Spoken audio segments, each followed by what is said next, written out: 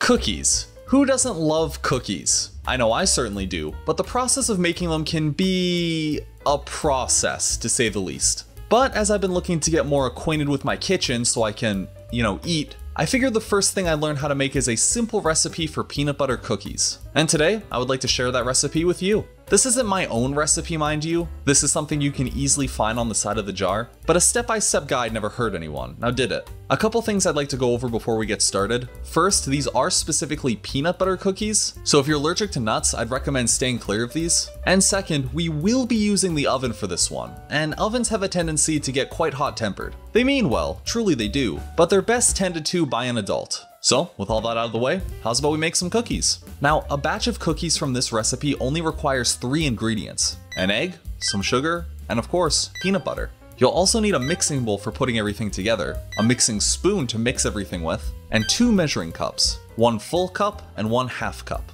First, we're gonna measure out 1 cup of peanut butter and put that into the bowl. Keep in mind that peanut butter is very sticky, so you might need to scrape around the sides of the measuring cup to get it all out. Next, we want to add 1 half cup of sugar, which is much easier to pour. As someone who doesn't personally like the taste of peanut butter on its own, this will definitely help sweeten things up. Finally, we need to crack the egg. Eggs can be a bit finicky, so make sure to be careful when you As I was saying, be careful not to get any shell into the batter, or you'll end up with some very crunchy cookies. Now that we have our 3 ingredients in the bowl, it's time to mix them all together. This will take a bit of work to get everything fully mixed, but eventually you should have something that looks like this. Now that we've got our batter all mixed up, go ahead and set your oven to 325 degrees Fahrenheit, or 160 degrees Celsius. While our oven's getting warmed up, we now need to cool off our cookie dough. Simply just put it into the fridge and come back when the oven's finished preheating. You should hear a beep when the oven's ready.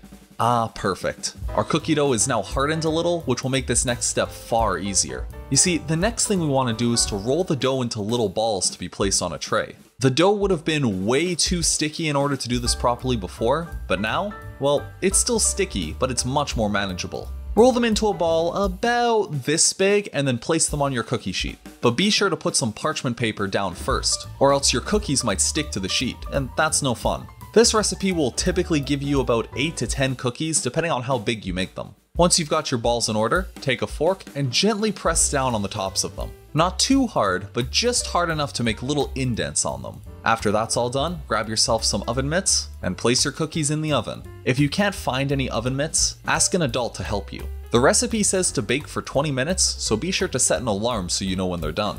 Once your timer goes off, put your oven mitts back on and take them out of the oven.